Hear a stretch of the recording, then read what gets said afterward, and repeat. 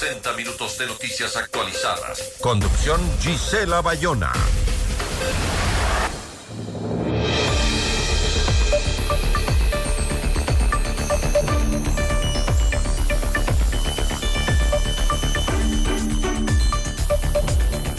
El Ministerio de Energía y la Corporación Eléctrica del Ecuador comenzaron 2 nuevos proyectos de compras públicas para la incorporación de otros 160 megavatios de energía térmica al Sistema Nacional Interconectado. Sin embargo, ¿cuál es el precio de generación térmica en comparación con las ya tan mencionadas barcazas?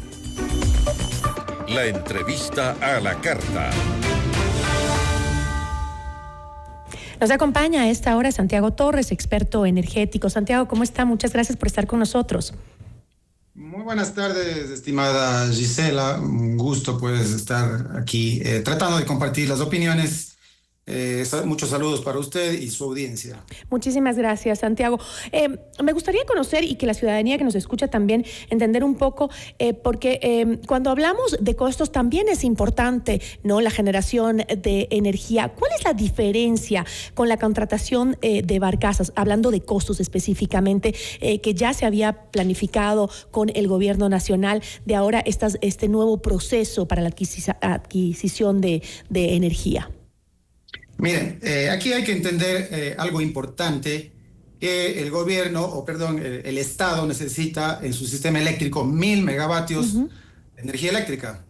Y estos 1000 megavatios no pueden ser ingresados todos a través de barcazas por la infraestructura de transmisión que se satura. ¿De acuerdo? Entonces, en tal caso, entiendo que los técnicos de SELEC y los técnicos del SENACE hayan hecho sus cálculos y el resto de energía, ¿no es cierto?, más allá de los 200 megavatios que se planean instalar o 400 megavatios que se planean instalar en el sistema, el resto tiene que ser a través de estaciones térmicas móviles, ¿sí? En realidad es la misma energía térmica, ¿de acuerdo? Solo que la una es marítima y la otra es energía térmica, pero en estaciones móviles, terrestres. En tierra, ajá. Ahora, entendía yo que una de las diferencias en el sistema de funcionamiento es el combustible que se utiliza para la generación eléctrica. Las barcazas utilizan full oil, si no me equivoco, y las termoeléctricas diésel. En ese caso, el costo varía. Efectivamente, eso va a depender, ¿no es cierto?, del costo del diésel y del fuel oil, ¿no? En este caso, pues, obligatoriamente, aquí no hay opción, ¿no? Aquí no es que podemos elegir, ¿no es cierto?, instalar uno o el otro, pues necesariamente sí hay que hacerlo de esa manera, por problemas técnicos, ¿no? Entonces, definitivamente, claro, pues hay que someternos a los costos del combustible que está en el mercado. Ahora, el diésel es un combustible importado que además es utilizado para el transporte y para maquinaria agrícola, entiendo, ¿no? En ese sentido, ¿podríamos también enfrentarnos tal vez a una crisis de los precios del diésel si se dificulta la cantidad que puede ser importada por el país? Bueno, en este caso yo entendería que no, ¿no? Nosotros pues deberíamos tener o provisionar, ¿no es cierto?, la cantidad suficiente de diésel para poder hacer que estas centrales térmicas funcionen adecuadamente, ¿no? Y a su criterio, ¿cuál es la razón específica entonces para que el gobierno escoja la generación eléctrica en tierra? ¿Por qué no seguir con la contratación? Se suponía que venían dos barcazas más. Llegó una, pero venían 2 que parece que ya no vienen y que se opta por esta generación. ¿Por qué razón? Correcto. Eso lo explicaba anteriormente, ¿no es cierto?, que las barcazas sí entregan energía por las costas, entonces en el agua. Se debe tener la infraestructura necesaria, las subestaciones, en este caso, que estén cerca de las costas para poder recibir esa energía de las barcazas.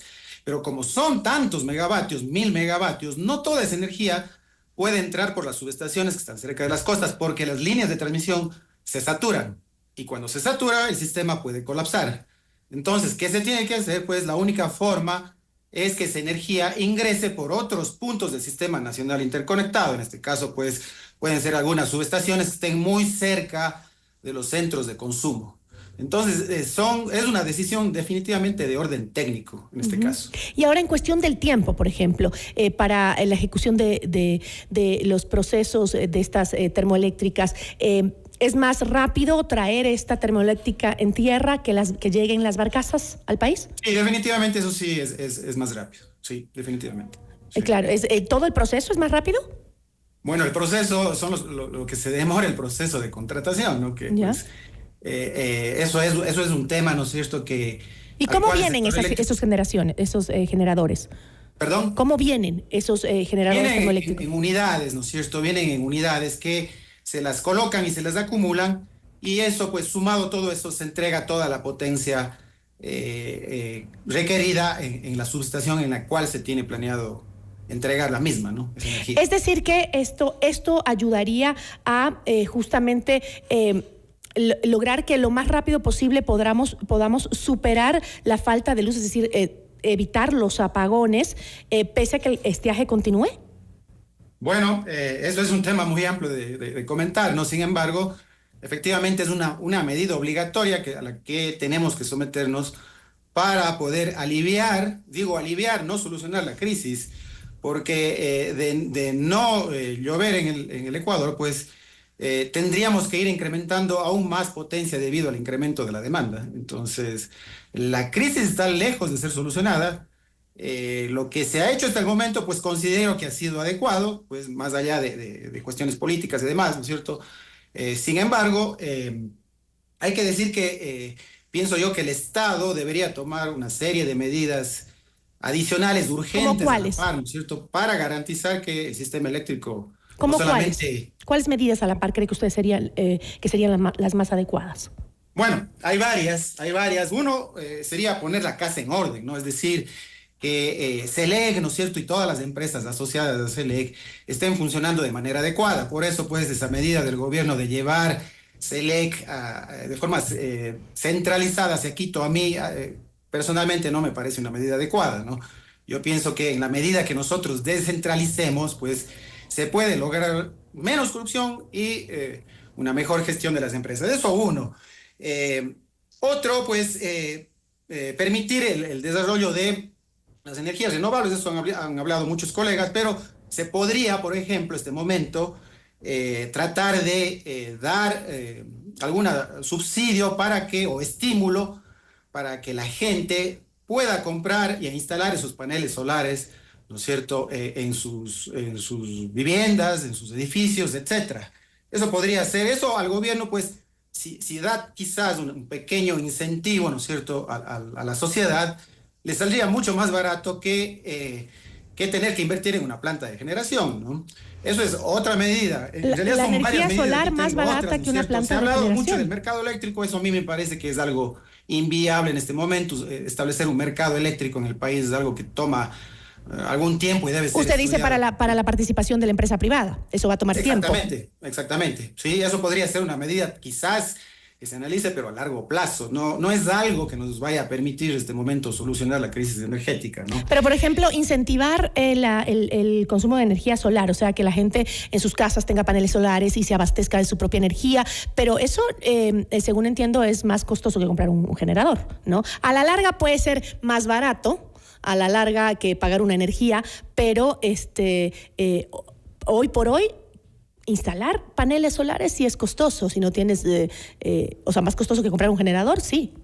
Mire que el asunto es, claro, que el costo, ¿no es cierto?, de una instalación solar está entre los $800 y $1,200 del kilovatio, y se puede recuperar la inversión entre 4 y 7 años, ¿sí? Y la vida útil actualmente de sus paneles solares están alrededor o superan incluso los 20 años. Entonces, es una medida que incluso no se utiliza combustible, ¿no es cierto?, que sería ambientalmente, pues, y mucho más fácil de gestionar esa energía dentro de las instalaciones, ¿no? Entonces, eso sería, pues, una medida, por supuesto que no es que va a solucionar en sí o per se la crisis, pero va a aliviar un poco al sistema eléctrico, ¿no? Y ahora, para cerrar, el estiaje bueno, es problema regional, ¿no? No solo es en Ecuador. Sin embargo, en los cortes de luz veo que prácticamente nos pasa a nosotros, ¿no? Bueno, ahora Cuba también, pero somos nosotros prácticamente en la región los únicos que estamos sufriendo este problema de los cortes de luz. ¿Qué es lo que están haciendo nuestros vecinos para no tener estos racionamientos energéticos? Porque también la sequía está en Colombia, está en Perú y en el resto de la región. Bueno, nuestros vecinos ya han venido trabajando muchos años atrás, ¿no es cierto? Eso ha sido un pecado de los gobiernos anteriores y de los que le han seguido, ¿no es cierto? Entonces, esos países ya han venido aprovisionándose de diferentes tipos de energía, eólica, solar, ¿no es cierto? Las mismas hidroeléctricas, en ciertos países, en Colombia, por ejemplo, tienen energía eléctrica que tienen diques o reservorios grandes, a diferencia de la nuestra. Lo nuestro es un problema porque la central más grande que puede tener almacenamiento, ¿no es cierto?, es Masar, y apenas es para 1 mes y medio. Entonces, en otros países ya tienen para 3 meses o más incluso, ¿no es cierto? Pero es por nuestra propia hidrología, ¿no es cierto?, por nuestra propia geografía.